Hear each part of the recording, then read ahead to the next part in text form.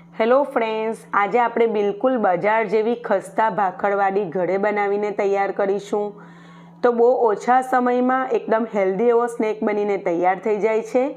Tasty પણ લાગે છે, નાના મોટા સૌને બહુ જ ગમે. અત્યારે બાળકોની સવારની સ્કૂલ થઈ ગયેલી છે તો એમને તમે નાસ્તામાં પણ આપી શકો, ચા સાથે પણ તમે એન્જોય કરી શકો અને આમ જ ખાશો તો પણ ખૂબ જ ટેસ્ટી બને છે. તો ચાલો ફ્રેન્ડ્સ, બનાવવાનું શરૂ કરીએ. વિડીયો ગમે તો લાઈક કરી ચેનલને સબસ્ક્રાઈબ કરી લેજો. અહીં એક બાઉલમાં સૌથી પહેલાં આપણે એનો લોટ બાંધી લઈશું. તો 1.5 કપ જેટલો મેદો અને અડધા કપ જેટલું બેસન આજે આપણે ઉપયોગમાં લેવાના છે. ટોટલ 2 કપ જેટલું મેઝરમેન્ટ છે.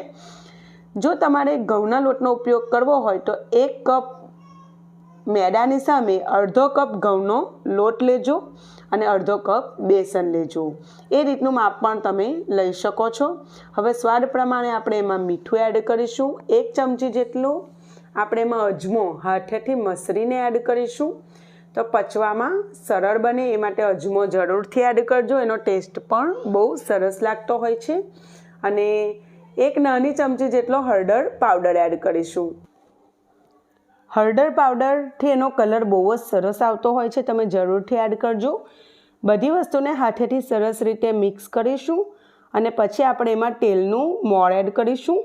તો અહીં 2 કપ જેટલો આપણે લોટ લીધેલો છે, એની સામે 3 મોટી ચમચી જેટલું આપણે તેલ એડ કરીશું.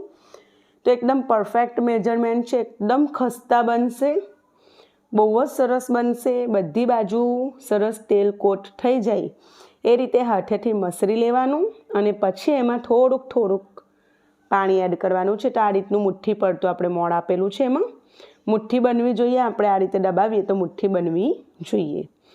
હવે થોડુંક આપણે પાણી એમાં એડ કરતા જઈને મીડિયમ સોફ્ટ એવો લોટ બાંધી લઈશું. તો બહુ વધારે કડક પણ ના હોવો જોઈએ ને બહુ વધારે સોફ્ટ પણ ના હોવો જોઈએ. આ રીતનો મીડિયમ હોવો જોઈએ. થોડોક કડક, બહુ વધારે પડતો કડક નહીં. અને હવે થોડુંક તેલ ઉપરથી પણ નાખીને મેં સરસ મસળી લીધેલું. 1 થી 2 મિનિટ સુધી આપણે લોટને મસળી લેવાનો. પછી ઢાંકીને આપણે એને સાઈડ પર મૂકી દઈશું. ત્યાં સુધી આપણે ભાખરવાડીનો મસાલો બનાવીને તૈયાર કરી લઈએ. તો અહીં એક કઢાઈ લીધેલી છે, તમે નાનું પેન પણ લઈ શકો.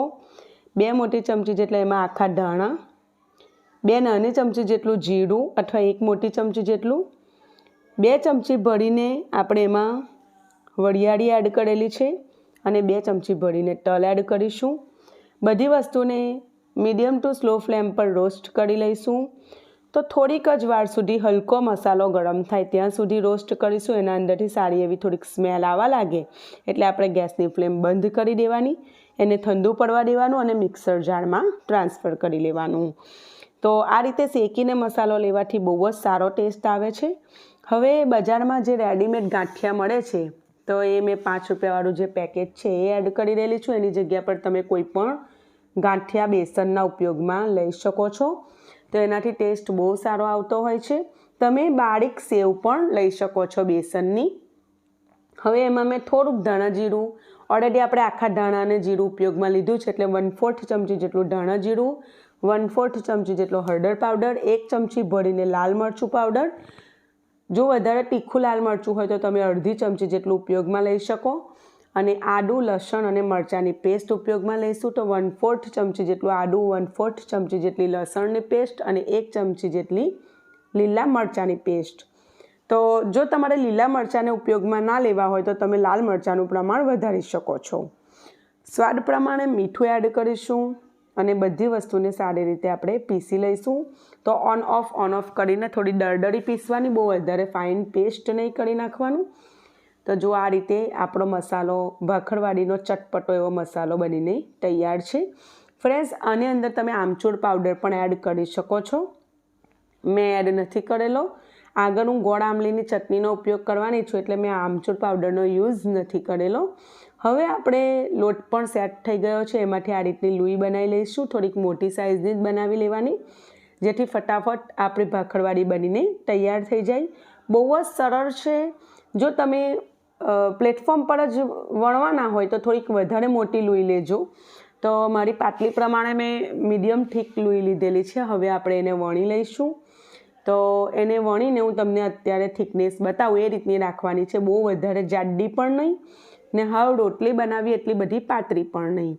થોડીક રોટલી બનાવી એના કરતાં થોડીક થીક એટલે થોડીક જાડી અને એકદમ જેટલી લાંબી વણાય એટલી આપણે વણી લેવાની. આ તો મેદો છે એટલે સરસ ખેંચીને આપણે વણી શકીશું. ફ્રેન્ડ્સ, આપણે ઘઉંના લોટમાંથી પણ ભાખરવાડી બનાવી શકીએ છીએ. તો તમારે જો ઈચ્છા હોય એ રેસીપી જોવાની તો મને કમેન્ટમાં કહેજો, આપણે જરૂર તમને બતાવીશું. જો આટલી થીક રાખેલી છે આપણે. હવે સાઈડ પરથી જે થોડુંક બરાબર નથી વણેલું એને આપણે કટ કરી લઈએ છીએ કે જેથી એકદમ કમ્પ્લીટ એવો આપણો રોલ બને. અને બાકીના ભાગમાં આપણે ઉપર નીચે થોડીક જગ્યા છોડીને એમાં આપણે ગોળ આંબલીની ચટણી લગાવી દઈશું. તો ફ્રેન્ડ્સ, ગોળ આંબલીની ચટણીની રેસીપી મારી ચેનલ પર પણ છે અને બહુ ઇઝી છે અને બહુ ચટપટી ભાખરવાડી બહુ ફાઇન લાગે છે.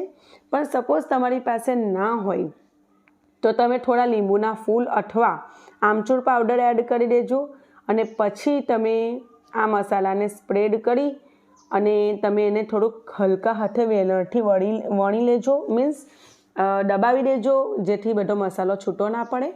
અત્યારે આપણે એના ઉપર ગોળ આંબલીનું પાણી લગાવેલું છે એટલે બધો મસાલો સરસ રીતે ચોંટી જશે ઇઝીલી. અને આ રીતે બનાવશો ને તો બહુ જ ટેસ્ટી બનશે. તો ફ્રેન્ડ્સ, ઉપર નીચે મેં થોડુંક પાણી લગાવી દીધેલું છે, થોડીક જગ્યા છોડેલી છે એમાં.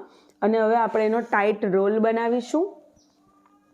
તો ફ્રેન્ડ્સ, અમુક પ્રકારની ચટણી આપણે ઘરે બનાવીને રાખવાની ફ્રીઝમાં. તો ગોળ આંબલીની ચટણી ઘણી બધી ચાટમાં ઉપયોગમાં લેવાતી હોય છે, ઘણી બધી વસ્તુમાં એનો ઉપયોગ થતો હોય છે. તો એ આપણે બનાવીને રાખવાની. તો કોઈ પણ વસ્તુ આપણે બનાવવી હોય ને તો એમાં ઉપયોગ એનો ઘણી વખત આવતો હોય છે, બરાબર. તો યુઝફુલ રહે, આપણને ઓછા ટાઈમમાં આપણું કામ થઈ જાય. હવે જો એકદમ ટાઈટ રોલ વાળીને આ રીતે મેં એને હલકા હાથે થોડુંક દબાવીને એને કમ્પ્લીટ શેપ આપી દીધેલો છે. હવે આપણે એને અડધા ઇંચના અંતરે કટ લગાવીશું. તો ફ્રેન્ડ્સ, મેં છે ને આ રીતની દાંતાવાળી છરી લીધેલી છે જેથી ઇઝીલી કટ કરી શકાય. તો કટ કરવામાં બહુ ઉતાવળ નહીં કરવાની, એકદમ શાંતિથી વ્યવસ્થિત કટ કરવાના અને બહુ મોટા પણ નહીં કરવાના. અને પછી આ રીતે જુઓ, અંગૂઠાની હેલ્પથી થોડુંક દબાવી દેવાનું જેથી મસાલો બિલકુલ બહાર નીકળે નહીં ફ્રાય કરતી વેળાએ.